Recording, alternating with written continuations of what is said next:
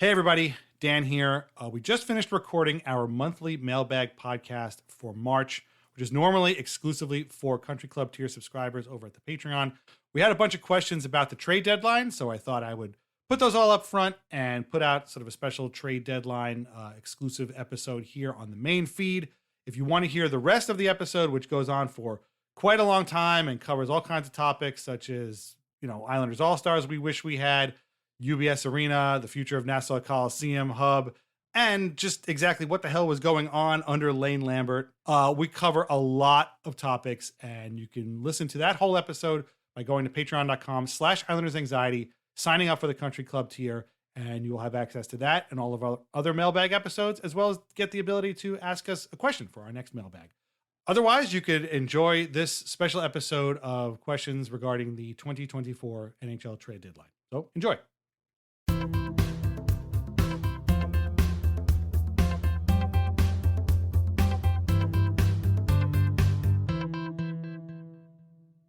Hello, it's the monthly mailbag exclusively for Country Club tier subscribers at the Islanders Anxiety Patreon page. Thank you so much for your support, for your dough, and for your great questions. Mike, we have a lot of questions to get to. We have an Islanders Kings game starting in about 2 hours. We just had a trade deadline. Are you ready to dive in to all of this wide gamut of questions that we have here? Yeah, this will be our first, I think, mailbag of the season where you'd feel overwhelmingly positive about the state of the team, and I'm excited for the change of pace there. I do apologize for if my voice sounding a little raspy, and if I have to pause for some coughing fits, as I'm a little under the weather, but I'll play hurt, Yeah. and I'm really excited to get to this. We would expect nothing less from you, but we're going to power through these. And we do have a lot of great questions, and a lot of them are, in the positive sort of way. We're going to start with some trade deadline stuff. I kind of expected a lot more trade deadline questions, but the Islanders chose to stand pat at the trade deadline, and there weren't a ton that came in. Real quick before we get to anything, what's your stance on the Islanders standing pat at the deadline? Yay or nay? Were you in favor of that strategy, or were you kind of hoping for something to happen? No, think I'm fine with it. Of course, you'd want like some excitement, but I think the fact that there was the chance that they were going to do something, that's what you want. Yeah. During the day is like the kind of tension of, oh, am I going to hear a trade come across, or am I going to look at my phone and have a bunch of people texting me about a trade or see something on Twitter? Right. That's the fun of it. So we got to at least partake in that, and I don't think that I don't think I'm perturbed by it anyway. The team is going so well right now. That I don't have to complain about that really at all. Would have loved to see like Jordan Eberle or someone come, of course, but like I said, this is great time. It's a lot of fun to be an Islander fan right now, and I do think that the people who think Lou is just like asleep at the wheel need to remember that. I think in terms of like cost, when you weigh the entire acquisition against cost, which was nothing, just $1 million on the cap, and impact, I think Lou probably made perhaps one of the 5, as you like to say, tidiest pieces of businesses of the season, Right. in his waiver claim of Mike Riley. I don't think it's hyperbolic to say that he's played a huge role in saving the Islanders season. Mm. So I think Lou tends to not get enough credit for a lot of things sometimes. So I'll give him that. For sure, but what about you? Yeah, I'm fine with it. I didn't think I was getting a little bit worried. I was watching the TSN feed, more on that in a few minutes, and I was getting a little worried late that they were working on something and it was going to cost them a first round pick for somebody that might not fit all the way. But it turns out once it was over and they didn't make any moves, I was actually quite relieved because I was afraid that they were going to, do something rash. But with how they're playing right now, I am a little surprised that they didn't bring in a depth forward like we talked about on the last episode of Anxiety. But between how they're playing right now, the impending return of Hudson Fasching possibly soon, the emergence of Kyle McLean, who I would throw in there as a move that has worked for the Islanders lately, and obviously the hiring of Patrick Waugh, who we'll talk about in a few minutes. I didn't think there was really a need to do anything. I'm not going to be upset that they didn't, pick up some depth forward or something. Although a couple did move that I found kind of intriguing. But yeah, I'm fine with it. I don't think it was really the time or the place. And beats giving up a first round pick for David Savard. Knock on wood. Hopefully that doesn't happen at the draft. But in fact, that's where we find our first question. And it comes from Mike Napoli, who asked, the trade deadline is passed and Lou didn't spend his first round pick. Does he actually make a selection this summer, or does he trade it? And I'll throw it right back at you. Is this the now? Obviously, a lot can happen between now and the draft. It's in June. We talked in our, how fucked is this team special on the Patreon about, some guys that are going to be coming off the cap. So, but what do you think? They haven't had a first round pick in 4 years. They've used them on Pajot, Palmieri, Romanov, and Horvat. So can't complain too much, as those guys are really good. But do you think they actually use that pick this year, or do you think it will be traded for another veteran player, or at least an established player who can help them right now? Yeah, I think that it ends up being used actually, because the way I look at it is that the island, like Romanov filled a glaring hole. Bo Horvat filled a glaring hole. I don't think that the Islanders are going to go into Pajot and Palmieri as well. Like, I don't think the Islanders are going to go into this offseason with too many glaring holes. Knock on wood. And so I don't think that he'd need to do that. So I think, yeah, he'll make it. Hopefully it's 32nd overall. Yeah. Yeah, that's true too. Where that pick is going to matter as well. Apparently this draft really gets kind of drop off after the first, 15 picks or so, according to the guys who are on the 32 Thoughts podcast I listen to on Sportsnet, who listen to their prospect perverts and tell us that. So I don't know what that means, but yeah, I think this year might be the one that they use it on a pick, because they are going to need, if we're going to talk about this in a little bit, but if guys like Ishkahov and Maggio start to make the jump, they're going to need definitely some more people down there in Bridgeport. So this might be the year, but I don't know. Maybe somebody becomes available and Lou decides to trade it in. So we'll have to see. But Mike, that's a great question and a great way to kick us off here. Copacabana, first of all, wins the the race for the best screen name here, number one. Number two, they have a two-part question. Of the many trade deadline future Islanders, who were you most upset to not see end up on the team? And then the second part is, what was the trade deadline move that you felt the most emotions about, either good or bad? Future Islanders who you were the most upset not to end up on the team is a great way to put it. Yes. But is there somebody who jumped out at you that, like, oh man, I could have seen that guy becoming an Islander? No, this is something I'm going to expand on, I think, tomorrow on Islanders Anxiety about. I have a running list of players that since Lou has come that have been connected to the Islanders, and I'm just going to read them off, and I want to go through them. But the one, I think for me it would end up being Eberle, just because. Yeah. And I guess is that cheating, because he's also a past Islander, but he was linked a little bit to the. It made sense. It made sense. We talked about it. Other people talked about it. So sure. Yeah, I think he would be the one for me. Just because of the the warm and fuzzy feelings we'd get if he came back. He seemed to want to stay out there, obviously, to sign that extension. So I guess it would have been Eberle to answer that first part of the question. Because I mean, if we're being realistic, like the Islanders, I didn't think that they had any hope in hell of landing Jake Gensel or anyone of that ilk. So I really did wake up in the morning thinking Eberle, and I guess the second place finish, and maybe you were going to take this guy, would be Buchnevich. Yeah, Buchnevich is up there for sure, but I don't know if I really saw him being an Islander. The easy pick is Vladimir Tarasenko, who has been connected with the Islanders so much that he's almost an honorary Islander at this point. Shout out to Skates at the Stakes, and I forget which one of the hosts said it was, but he's done with Tarasenko. We're done talking about Tarasenko. He's traded to Florida. He's got family in Florida. He only wanted to play in Florida. Forget him.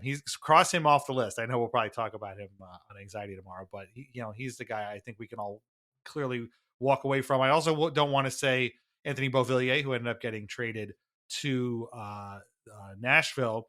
When again, I was kind of focused on depth players. So when guys like Brandon Duhaime or Connor Dewar or Yakov Trenin got traded, I was almost like, yeah, I could see Yakov Trenin being an Islander. I mean, maybe it was just me, but he's an Avalanche now, so good for him. Oh, Casey Mittelstadt was a guy we talked about on Anxiety, who I thought you had talked me into. Oh man, that would be great. but he ended up getting moved to Colorado too. So I don't know. It's a tough one. It's a tough one. A lot of guys got moved. Nobody really, I thought, played a part except for maybe Eberle. I kind of talked myself into that too. But at the same time, I'm fine with Lou not doing anything and not trading any assets to get anybody. But what was there a deadline move that you felt the most emotions about, good or bad? Was it Eberle deciding to stay in Seattle? I mean, that's a good deal for him, obviously. No, I mean, I think there's an easy answer here, But, and that's the reunion of Anthony Beauvillier yes, and Barry Trotz. It's and it was funny to read. I think it was Mark Lazarus, who has completely lost the plot. He tweeted like right afterwards, like Anthony Beauvillier seemed like a good dude. That's all I got about that. Like when he got traded, and you saw the outcry from Islander fans about how this trade made them feel, good. Can you think of another trade,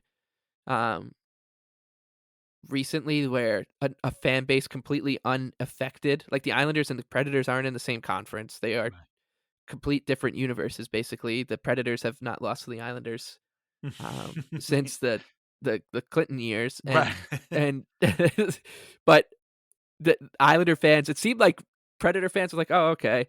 Blackhawk fans were like, oh, okay. The Blackhawks beat writer didn't even know who he was. Yeah. And Islander fans were like, this is great. Like, this is so nice. How nice is this? Hopefully, Beauvillier gets his game going with Trotz. I'm sure this is a good fit for him. And it's weird that New York Islander fans are the ones rooting for a Nashville Predator to succeed in this trade more than it seems like Nashville Predator fans are. It's true. Well, not only that, I didn't see the Lazarus thing, but I totally get where you're coming from.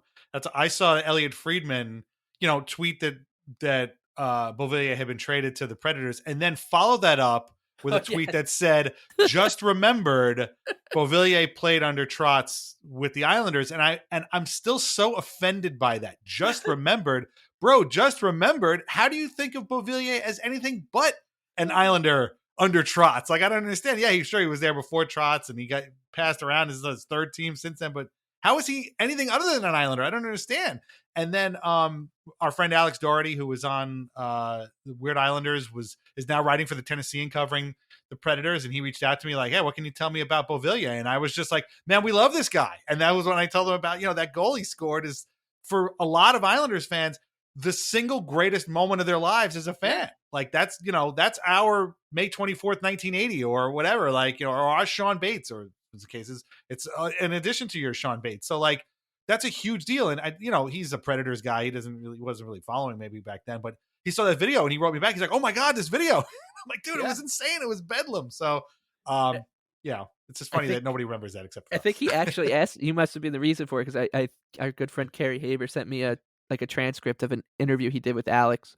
Yeah. I guess soon thereafter. And they asked about the beers flying on the ice. And he's like, it was great. It was dangerous, obviously, but it was fine too. It was so much fun. I'm like, and I think that really sums up Beauvillier as a player and a person, that he got rained with beer cans and whatever. He just took it in stride, saw the humor in it. He said, like, that's Long Island. Like, that's just it. That's Long Island, yeah. Like, so it's just funny. Like, again, Alex is a Nashville guy. Like, he covers the Predators. I kind of get that. But, man, Elliot, come on, dude. What are we doing? Well, I mean, we talked a lot during that series about, it seemed like nobody was even watching it outside. There's like, the Lightning win in 5, right? Right. It's right. But meanwhile, Jeff Merrick can walk you through a goal Daniel Sprong scored in the World Juniors 15 years ago. Like, come on.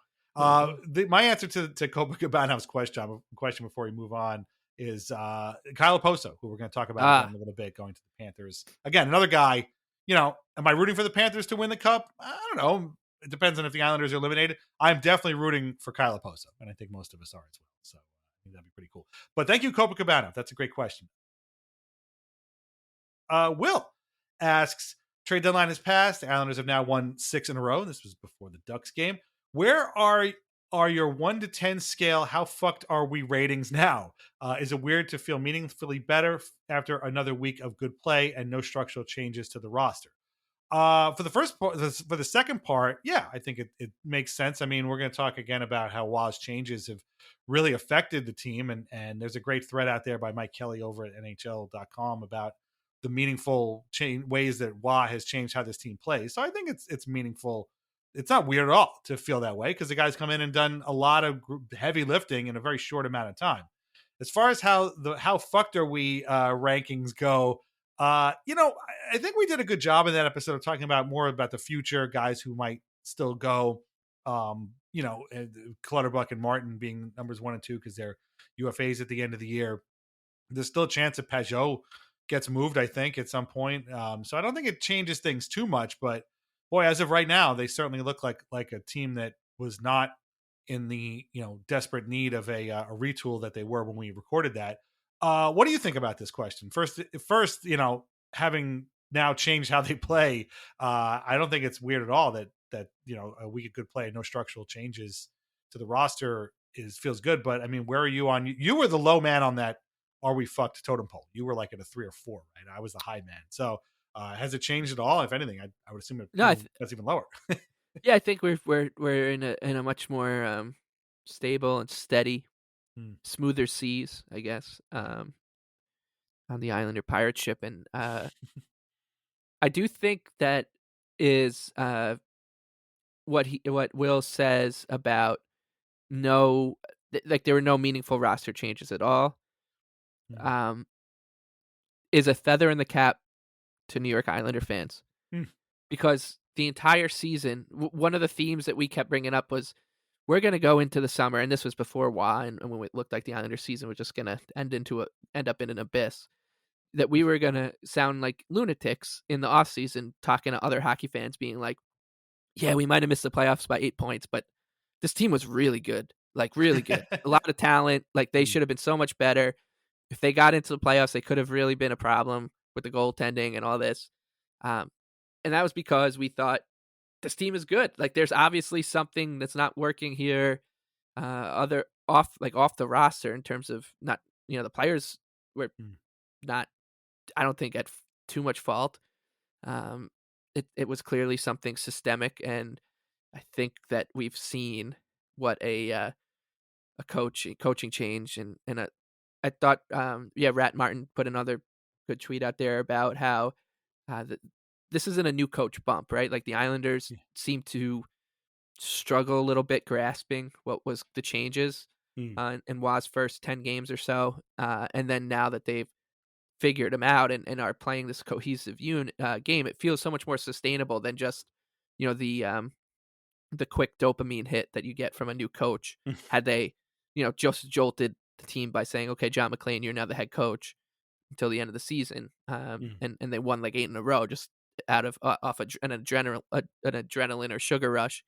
That's all well and good, but then by the time you get to game 20, you're like, okay, but what have you changed? And Right. It does seem like this one is different, and in a good way. So, I'm feeling pretty good. I think that in fact, I think we can put the how fucked are we meter away for a little bit. Maybe we'll take it back out next week, but we can maybe put it back in the garage for a little bit. Oh, for sure. Definitely. But again, I mean, I think you can go back and listen to that and know that it was more about like the future and what was going to look like next year. And, but the cap will be going up, and, if they get some space, then they can make a good team right now, even better. So, but Will, that's a great question. Thank you very much. Number 35 Jersey asks, the deadline day always brings you back to the 2013-14 season when he was naively figuring Snow would get a king's ransom for Thomas Vanek. And then he didn't. If you could travel back in time to the trade deadline of the 13-14 season, what would an Islanders anxiety episode sound like to hear that Vanek was traded for one Sebastian Kohlberg? I got to be honest. I thought we've been doing this so long. I thought we did an episode when they traded Vanek for Kohlberg. And then I found out we didn't because we started that podcast the next year, the 14-15 season. So thank you for pointing that out to me, number 35 Jersey. I did not realize that. But yeah, I think we probably would have been pretty bummed about it. We would have tried to talk ourselves into Sebastian Kohlberg had we done an episode at that point. Because I remember being like, maybe, but that was a hugely disappointing deadline. Garth Snow played himself for sure. What do you think an episode would have sounded like? What do you think he would have said? That season would have honestly been Oh my God. a Might have been pretty our good. first and only season for the Yeah, show. right. Uh, that episode I think would be vitriolic. Yeah. I remember just being so upset at this. You waited. Not only did you wait until the trade deadline day to trade him, but I think it got traded with like an hour left. Yeah. Oh, it was very You're like, late. "What? Yeah. That's it?" Yeah. And I can't remember who it was, but there was somebody who was like, "Oh, Sebastian Kohlberg is a can't miss prospect," and I don't know who it was on Twitter at the time, writer or whatever, but I think they just said that because number 35 jersey here, they thought that if you're trading Thomas Vanek, who was in the midst of a great season, Yeah. you're getting a pretty big return. Um, and like you said, Snow played himself. That was something. And the Islanders somehow bounced back with a magical season right after Mm. that. Yeah. And I've been thinking a lot about Vanek today because the way the Nelson Horvat Barzell line is going, it has to be the best line that I've seen in my life in terms Mm. of just sheer talent. Yeah. Better than the Oposo Tavares Vanek line. Right. That was Which the was story of that season. lights out Yeah. that season. Yeah. Yeah. But it's funny, like you mentioned it that, the thing about that season was the Islanders, they tried and it wasn't going anywhere. But you're right. Vanek was killing it that season. So, like, why didn't Snow get more? Like, he just outweighted the market. And all of a sudden, I don't know who got traded at that time, but I guess they were gone and they didn't want Thomas Vanek anymore. And, I guess they knew that he wanted to leave because he didn't want to play in Brooklyn the next season. And then he ended up playing the Canadians too because he ended up signing in Minnesota. So just a really screwed up situation all around. So, but yeah, that might have been, that season might have broken us. Like, could you imagine doing your first ever podcast during that season? Oh my God, we would have killed each other. I don't even know. Not like in that way, but just like No, we would have. It it would would have have been been a nightmare. Yeah. a disaster. Yeah. Oh my god. But yeah, that would be a good one to travel back to, and that would be a good.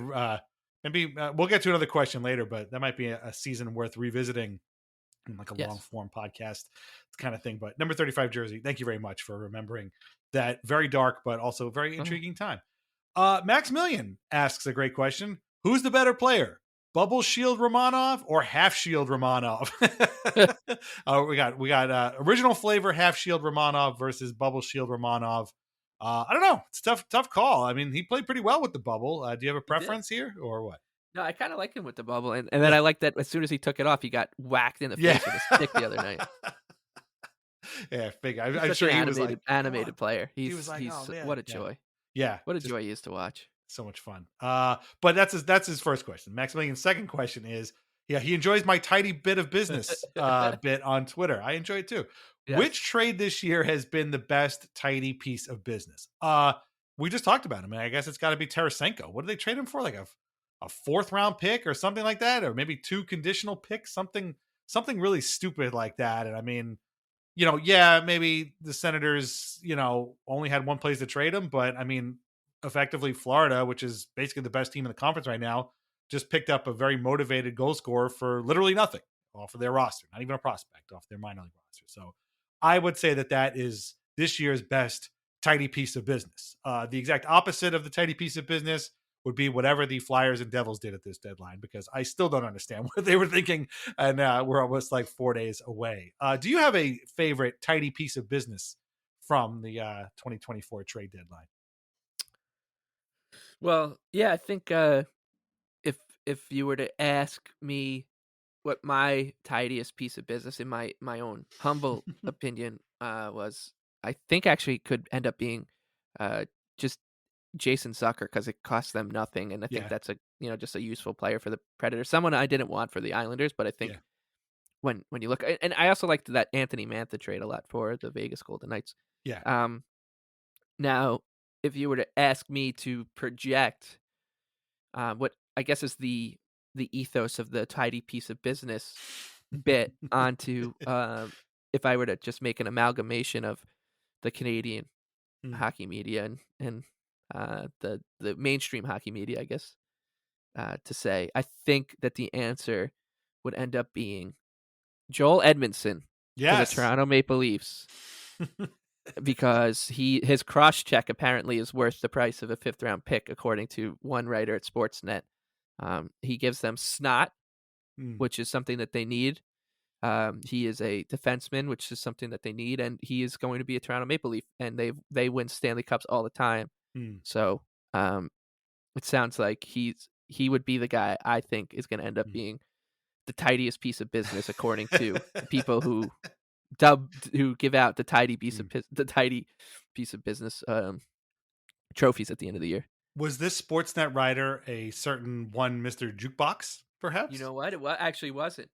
It was Which is not? Oh, crazy. wow. Oh. No, it wasn't. It was actually a Mr. Eric Engels. Oh. Yeah, Because he came into the fold. there you go. Well, because I was reading Luke Fox's article on Joel Edmondson as well, who Ah. called him a lumberman. Which I guess is I don't know what that means. He like swings his stick around or whatever. You got to go read it. Oh my! yeah, I thought no, that was the one you were talking about. I It's insane. it's yeah, I liked it. I did read it, and I liked that it was all about how he's just built for the playoffs. Yes. Yeah. Yeah. So Because he's won 11. He's been in 11 handshakes at the end of a series for yes. winning. And that's an incredible thing because when you're the Leafs, they haven't Yes. had 11 winning handshakes in the last 30 years. So Yes, John Tavares has been on 2 winning handshake lines, and one of them was with the Islanders in 2016. Right. Meanwhile, Matt Barzal's been on Leo Right. Komarov has been on more. Yeah. This Exactly. is Right. come on. Actually, speaking of Kyle Oposo, that was the last time he was in the Yeah, playoffs. I was know. that 20 that's crazy. I couldn't believe I was. Yeah. I didn't go on the Sabres Reddit, but I almost wanted to see what their thoughts just to I feel like sometimes on those forums someone will say, "Hey, I'm Right. connected to this player from a different team or whatever. What can you sum up his career as a Buffalo Sabre?" And honestly, the Sabres are in such a bad place. I'm gonna wait until I can talk to a Buffalo Sabres fan face to face in a chance meeting before I get there, because I don't want the I don't want to hear what I think I'm gonna hear. It was a waste of time Yeah. and a bad move. Because that would really hurt. So I think they like Kyle. I mean, he was the I captain. think they there like for a him long as time, a but I think they like him as a person, Mm. but I don't know what his legacy as a player will be. And I could be totally off base, but yeah, I'll report so back too. on that when I find out more. But yeah, anyway, we're off topic here, but Max Milligan, that's a great question. Thank you. I'm gonna piggyback off of what you said and say that somebody will declare fourth line forward Connor Dewar as the Leafs' tidiest piece of business, because he's again, a penalty killer, a motor, an energy player type of thing, which is also apparently what the Leafs need. Despite having a guy who's going to score 70 goals this year. But we'll see. Any and all Maple Leafs could be a tidy piece of business. That's sort of how the rules work. So we'll have to see who ends up being the real tidiest piece of business. But it is a fun bit. So thank you. Our buddy Sab has a great question. When will you two host a 10-hour live trade deadline special, which would basically mirror the Chinese restaurant Seinfeld episode where nothing happens and you need to fill time? First of all, would you be down for a live? First, we'd have to take the day off, so to do a live stream of this. But would you be down to do a trade deadline live stream one of these years for our patrons or whatever? Absolutely. God, as long as we can rent out a studio, Yeah, that like a huge studio where there's Right. different compartments to it. Right, walk around. And we different can desks. we can play every role. Yeah, right. We can be on the goalie panel, because that's something that you definitely need. Yeah. The insiders. The inside. God. Yes, we would totally do this. But here's my thing, and I'll try to keep this brief because we do have a lot of questions to get to. Again, like I said before, I watched the TSN panel until about noon, and then I had to turn it off because I couldn't take it anymore. And what I couldn't take was that, like Sab says, nothing happens, and so these guys have to.